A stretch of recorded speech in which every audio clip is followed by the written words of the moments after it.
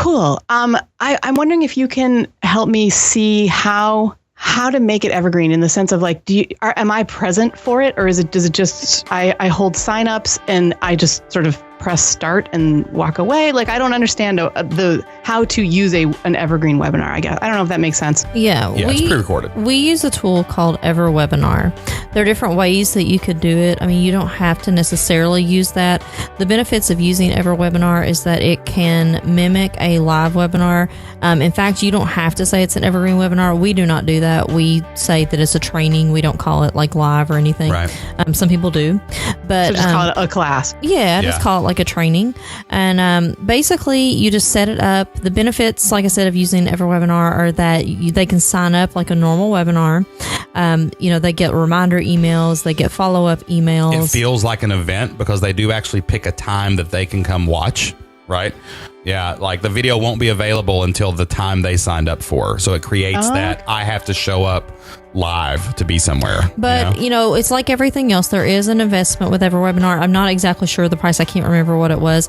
But if that's not something that you can do at this time, or, for those out there listening, if you're not quite ready to put that investment in, there are different ways that you can do it. I mean, you can certainly set up an email sequence with like a private YouTube video. Yeah. That's a way you could do it. But the benefits of doing evergreen webinars are just that you don't have to be there live and in person. You can make it an event and do it live and then record it and then replay it later for people who might join your email list. Maybe they're not sure if they want to join, and that's when you put them into that webinar. That's how I do it on Elementary Librarian. That's a neat idea. Yeah, but now I will say this, it will not convert as good as a live webinar.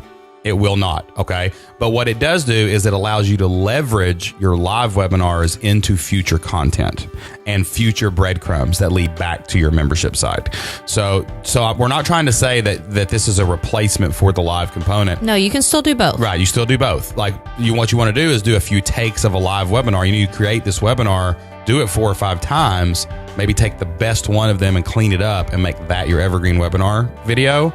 Yeah. You see what I'm saying? But you're just trying to leverage that content. Live webinars convert the best. Live trainings. Like we had a challenge with one of our members. She was trying to get like 50 more members within a 4-week period.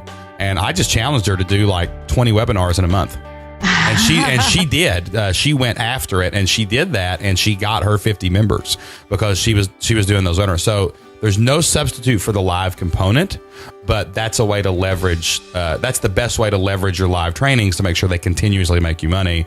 Never do anything once. It's got to be able to leverage it and do something in the future. You just listened to an excerpt from this week's Flipped Lifestyle podcast. To listen to the full podcast, complete with the show notes, photos, and links mentioned in the show, click the link on the description below.